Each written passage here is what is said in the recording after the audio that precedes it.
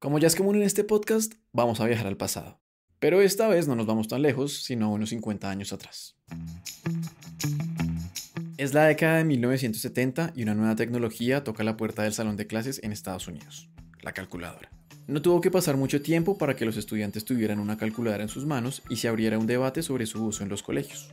Por un lado, que permitir el uso de estos artefactos tendría un efecto negativo en el pensamiento matemático y computacional. Del otro, que usar una calculadora en el salón de clases solo facilitaría resolver el tipo de problemas que en su momento pueden volverse tediosos. Independientemente de quién tuviera la razón, los profesores y el sistema educativo tuvieron que asumir el reto de interpretar una nueva tecnología y ajustar la enseñanza. Como prohibir su uso tenía poco sentido, ya que cada vez era más fácil acceder a una calculadora, lo más apropiado fue abordar la discusión y ver de qué manera se podía adaptar la enseñanza de las matemáticas durante el colegio. Eso, de todas formas, puso sobre la mesa preguntas como ¿qué tanta tecnología debería permitirse? O ¿cuál era la forma más apropiada para enseñar y aprender matemáticas? Yo recuerdo, por ejemplo, que en el colegio nos permitían usar calculadora científica como desde séptimo u octavo de bachillerato. En grados anteriores no hacía parte del currículo. O que era necesario tener una calculadora y no se podía usar celulares porque, aunque pudieran hacer ciertos cálculos, pues no eran permitidos. De vuelta al presente. A finales del 2022, cuando la empresa de tecnología OpenAI sacó a la luz ChatGPT, el mundo se conmocionó. Este chatbot, y con ello la inteligencia artificial, rápidamente ocuparon titulares y dieron mucho de qué hablar en la primera parte del 2023. Si reemplazarían a los humanos para realizar trabajos, del tipo de dilemas de derechos de autor que traería o de la desinformación que podría causar. De hecho, si quieres saber cómo funciona y de las repercusiones, puedes escuchar los demás episodios de la serie sobre inteligencia artificial. Los enlaces los dejamos en la descripción. Pero sin lugar a dudas, una de las áreas en las que he aprendido más alarmas y levantado debate ha sido en la educación. ¿Deberían prohibirse estas aplicaciones y programas en los salones de clase de todo el mundo? Un modelo de lenguaje capaz de hacer ensayos elaborados y responder preguntas de biología o historia pone a cualquier profesor o profesora en alerta. Bueno, así como sucedió en el pasado con la calculadora, con el internet, Google, entre otras tecnologías, la inteligencia artificial y grandes modelos de lenguaje que llegaron para quedarse suponen preguntas y dilemas para la sociedad y, claro, para la educación. En efecto, es difícil comparar una calculadora con ChatGPT porque no funcionan igual, pero la manera en que irrumpieron el status quo del sistema sí tiene muchos puntos en común. Entre estos, los retos que implica para el sistema educativo integrar la inteligencia artificial en particular o la tecnología en general como una herramienta aliada y no como una amenaza al pensamiento crítico entre los estudiantes. De hecho, la Organización del Bachillerato Internacional dice que prohibir el uso de herramientas de inteligencia artificial no es una forma efectiva para abordar la innovación. Plantean que la tecnología de inteligencia artificial pasará a formar parte de nuestra vida cotidiana, como los correctores ortográficos, el software de traducción y las calculadoras. Hablamos con alguien que nos puede dar luces sobre ese dilema. Tuvimos la oportunidad de entrevistar a la doctora Xiang Yang. Es profesora adjunta del programa de Diseño y Tecnología del Aprendizaje en la Universidad Estatal de Carolina del Norte. Estudió tecnología educativa y después se especializó en ciencias computacionales y es doctora en educación en áreas STEM, o sea, ciencia, tecnología, ingeniería y matemáticas. Precisamente, su investigación se enfoca en cómo la tecnología permite mejorar la educación en estas áreas. Aprovechamos esta conversación con Yang para preguntarle sobre el uso de la tecnología en el salón de clase, especialmente la inteligencia artificial, cómo nos puede ayudar en los procesos educativos y el tipo de retos y oportunidades que traen modelos como ChatGPT y otras herramientas. Soy Efraín Rincón y esto es Shots de Ciencia. A lo largo de esta conversación, escucharon una traducción a las respuestas de la doctora Yang. Este es el cuarto episodio de una serie de podcasts sobre tecnología respaldada por Heinsohn, una compañía colombiana que desarrolla software para diferentes sectores y que hace parte del grupo de sociedades BIC, empresas que impulsan el crecimiento económico sostenible. Aquí vamos.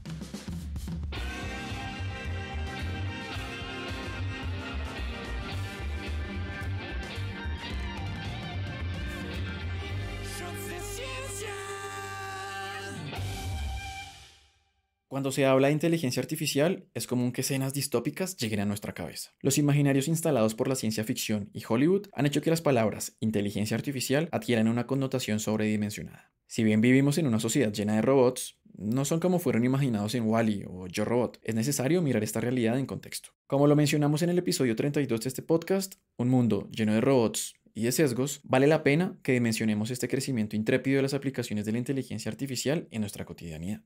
Una forma de hacerlo es intentar entender cómo funcionan antes de otorgarles adjetivos rimbombantes que hacen que estas tecnologías parezcan infalibles.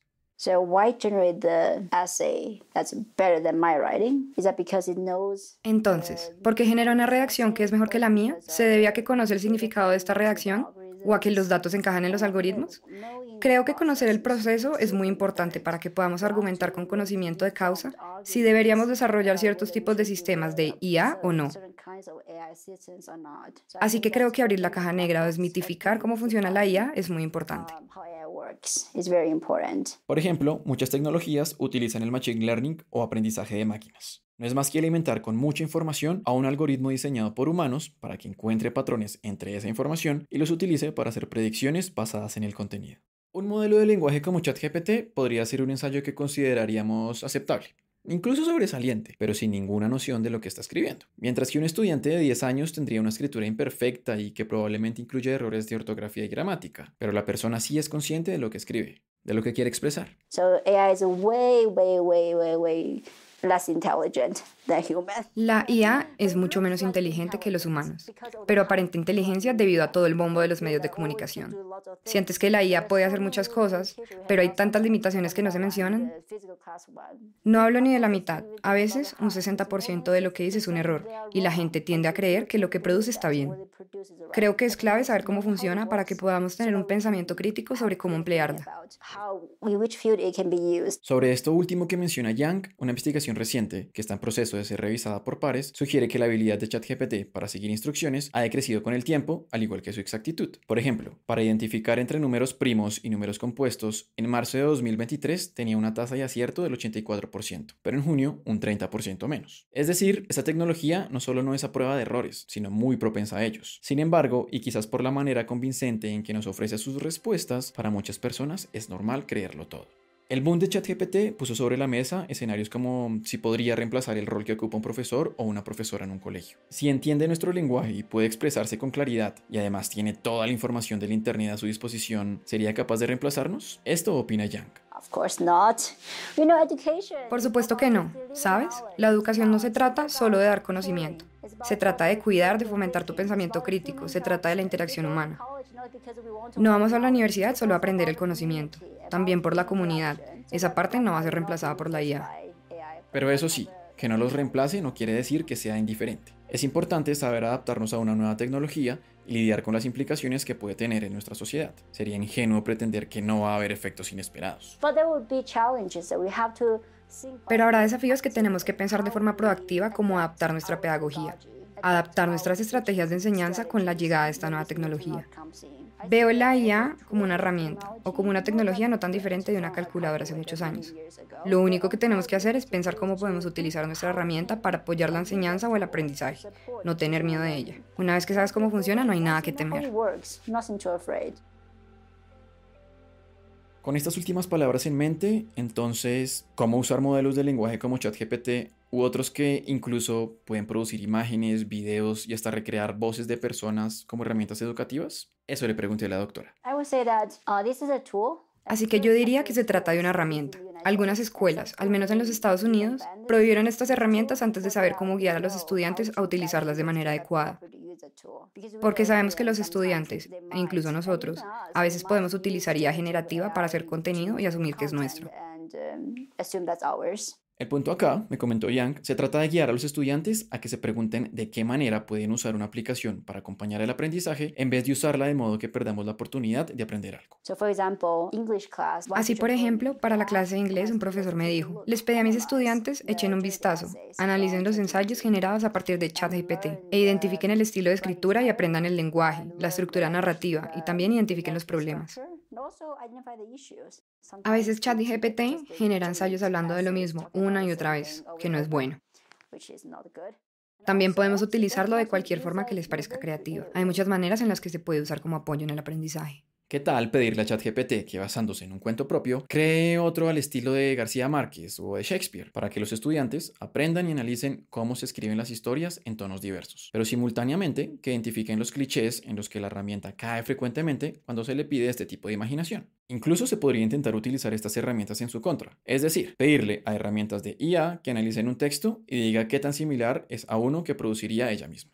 Igual, pese a que funciona bien frente a ciertas tareas, hay que saber reconocer sus limitaciones. En un estudio que hizo la doctora y su equipo, le pidieron a un grupo de estudiantes de la clase de física que resolvieran un examen usando ChatGPT. Curiosamente, el sesgo de automatización fue muy fuerte, es decir, que los estudiantes tendían a creer que cualquier cosa que el chatbot le respondía era cierta. Pero más curioso aún es que cuando analizaron las respuestas, se dieron cuenta de que más del 60% de los resultados eran incorrectos.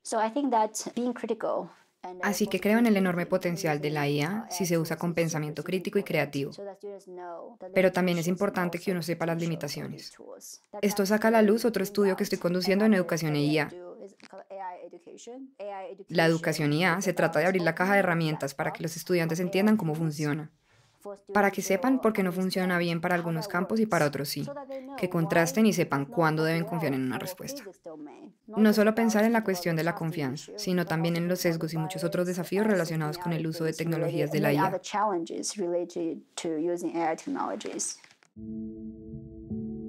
Hay una escena que se ha vuelto común. Ver a niños y niñas, incluso infantes, deslizando su dedo en una pantalla hacia arriba hasta el infinito. Ellos, como nosotros, entreteniéndose con un celular. Sin entrar en lo cuestionable del uso indiscriminado de estos aparatos y de qué tan aconsejables sean las pantallas desde tan temprana edad, las nuevas generaciones de estudiantes están creciendo inmersos en la tecnología. Se nota su comodidad usándola y aprendiendo de nuevas propuestas tecnológicas que las grandes industrias sacan al mercado casi que todos los días. No es gratis el apodo de nativos digitales. Sus vidas son vividas tanto en el mundo virtual como el físico. No así ocurre con personas que, por ejemplo, llevan décadas enseñando. Generaciones que seguramente no estuvieron tan expuestas ni al tipo de tecnología ni al ritmo que imponen estos tiempos. Y claro, no hablo de docentes que enseñan ciencias de la computación, más bien de profes de ciencias naturales, matemáticas o ciencias sociales que quizás enseñen de formas más tradicionales y lo llevan haciendo por buena parte de su carrera. Esto, de entrada, crea una distancia entre profesores y estudiantes y en ocasiones se ha visto traducido en una profunda desconfianza de los educadores hacia las innovaciones que afectan las dinámicas de sus clases. Para la doctora Yang, uno está aprendiendo todos los días. Por eso ella motiva a profesores y profesoras a seguir aprendiendo y hacer el esfuerzo de estar al tanto de nueva tecnología que les pueda beneficiar en su oficio. Y claro, crear nuevas oportunidades de enseñanza, en vez de tener miedo a probar y experimentar. Yo diría que prueben esto, experimenten y vean cómo les va. Si no funciona, no necesitamos usarlo. Pero si funciona, ¿por qué no? Y, muy importante, escuchar y conversar con los estudiantes. Podemos hablar con los alumnos y preguntarles qué tipo de herramientas utilizan y por qué lo hacen. Probablemente no lo utilicen con el propósito de utilizar la tecnología. Usan la tecnología porque es divertida, es atractiva. Y con esas respuestas veamos cómo podemos integrarla en nuestra clase e integrarla en la enseñanza. Estemos abiertos a aprender cosas nuevas. Estas recomendaciones vienen fundamentadas en su experiencia investigando cómo acoplar la tecnología a la enseñanza de áreas STEM. Así que en lugar de enseñar a los estudiantes conceptos científicos de una manera como, bueno, esto es ciencia y apréndanlo, la forma en que yo uso la alfabetización digital o herramientas digitales es como andamiaje para apoyar la comprensión de esos conceptos STEM. Hay que tener en cuenta que estas herramientas digitales existen a la hora de proponer ejercicios de aprendizaje. Pedir un párrafo explicando un concepto de ciencia es una tarea que se resuelve en segundos con un generador de texto, pero dejó poco valor por sí sola. Por el contrario, un estudiante puede crear productos sobre ciencia para aprenderla de manera más atractiva. Hacer una película, una canción, cualquier producto creativo sería entonces un buen camino que se puede utilizar para evidenciar su aprendizaje sobre conceptos científicos. Y no solo eso, en el camino provee habilidades de producción y edición, de colaboración y de creatividad. Y en esas instancias, ChatGPT pasa a ser un aliado para robustecer el ejercicio, y no un bot de copy-paste que dañó la oportunidad de aprender o enseñar. Utilizo diferentes tipos de herramientas, pero doy a los estudiantes la posibilidad de expresar su propio aprendizaje de la forma que prefieren. Se trata de una alfabetización digital. Pueden ser imágenes, películas y música, lo que quieran. Y esos estudiantes son nativos digitales, saben cómo crear cosas con esas herramientas. Frecuentemente usan esas herramientas de hecho mejor que uno. Pero ¿cómo evaluar el aprendizaje? Yang lo hace teniendo en cuenta distintas dimensiones. Por ejemplo, midiendo qué tanto integran la ciencia en sus producciones. Otro foco de su investigación es el diseño de entornos de aprendizaje interdisciplinarios. En la actualidad, cada vez se hace más importante abordar los problemas desde distintos ángulos. Y esto, por supuesto, también plantea sus propios dilemas y retos. La crisis climática es un buen ejemplo. Para mitigar sus efectos y desarrollar estrategias de adaptación, no solo son necesarias personas expertas en temas atmosféricos y oceánicos, también se necesitan de científicos y científicas de datos que puedan usar esta información para hacer predicciones. Pero también son importantes quienes puedan ver los problemas desde un punto de vista más social, como la salud pública o la economía. Incluso gente que entienda muy bien de comunicación para poder transmitir el conocimiento. Eso es lo que motiva mi investigación. Es el tipo de modelo de aprendizaje que suelo diseñar. Los estudiantes trabajan en equipo y pueden desempeñar distintos roles. Los roles son útiles para extraer aportes de las distintas disciplinas y luego resolver el problema juntos. Quiero que vean las conexiones entre disciplinas cuando resuelven problemas complejos, que son los problemas reales. Para esto, el equipo de Yang ha creado herramientas que fomentan el aprendizaje de estudiantes desde un enfoque interdisciplinario. Entre ellas está una que permite crear una historia multimedia de ciencia ficción, es decir, que la narración incluye texto, animaciones, juegos, música, lo que la creatividad del estudiante proponga. Pero ¿cómo garantizar que una tecnología funcione? Pues esta suerte de garantías no existen, pero sí se pueden aumentar las posibilidades de éxito usando la técnica del diseño basado en investigación. Todo comienza por un prototipo. Luego lo ponen a prueba y evalúan si soluciona las necesidades planteadas de manera eficaz. Nunca es perfecto a la primera. Como en la ciencia, en este tipo de diseño es necesario hacer experimentos y analizar los resultados. Y claro, ajustar de acuerdo a lo que se encuentre. Lo reviso basándome en cómo funciona en la práctica. Y luego hago otra ronda de implementación y veo si funciona. Si no, lo vuelvo a revisar. Es como una investigación basada en el diseño. Cómo hacer círculos. Así es como satisfacemos esa necesidad de los estudiantes o los profesores. Antes de terminar, le preguntamos a la doctora Xiang Yang sobre el uso de la tecnología en otros contextos. Es claro que el acceso a recursos, tecnología y hasta Internet es muy distinto en un país como Colombia en comparación con Estados Unidos, donde más del 90% de la población accedió a Internet en el 2022. Para ese mismo año, según el Departamento Administrativo Nacional de Estadística, DANE, en Colombia, por cada 10 hogares del país, 4 no tuvieron acceso a Internet. En las zonas rurales, unos 7 no tuvieron. Las problemáticas del sur global también son muy distintas. Entonces, ¿cómo lidiar con estas particularidades? Creo que la tecnología no es solo tecnología digital. A veces podemos utilizar herramientas más prácticas y tangibles, que son incluso necesarias para perfeccionar las tecnologías. Y podemos seguir resolviendo problemas científicos muy complejos. Espero que la ciencia esté realmente en un contexto localmente relevante. Todo lo que nos importa nos es familiar. Es posible que, con herramientas básicas como papel y lápiz, se pueda hacer educación de calidad. ¿Qué tal plasmar de forma creativa visualizaciones de datos basados en observaciones hechas por los mismos estudiantes en su día a día? Pueden ser muy creativos. Y de hecho, creo que dibujar a mano puede dar a los estudiantes la capacidad de ser creativos cuando trabajan con datos. Y también entenderán que los datos se pueden contar desde diferentes perspectivas. Así que solo estoy usando un ejemplo de una actividad STEM de narración de datos. El debate está abierto. Todos los días siguen saliendo más y novedosas herramientas. Y mientras en algunos lugares del mundo se limitan a prohibirlas, hay una gran corriente que favorece a aquellos que las integren. Yang es muy enfática en lo importante que es la creatividad en esta integración. ChatGPT, por útil y deslumbrante que sea, no tiene las capacidades de reemplazar a los educadores y nos recuerda que la innovación tecnológica debe venir de la mano de innovación pedagógica para sacarle el verdadero provecho. Los invitamos a que ustedes también nos ayuden a enriquecer esta conversación, a que nos cuenten, si son profes, qué estrategias usan en clase para implementar tecnologías como ChatGPT, y si son estudiantes, qué efectos han tenido estas en su vida. De verdad nos interesa saber. Agradecemos a la doctora Xiang Yang por la entrevista y a la Embajada de Estados Unidos por facilitar el espacio. Y otro agradecimiento para Manuela Pérez por hacer la traducción de la doctora al español. Yo soy Efraín Rincón. Este es un podcast de Shots de Ciencia patrocinado por Heinsohn, una compañía colombiana que desarrolla software para diferentes sectores y que hace parte del grupo de sociedades BIC, empresas que impulsan el crecimiento económico sostenible. Hasta la próxima.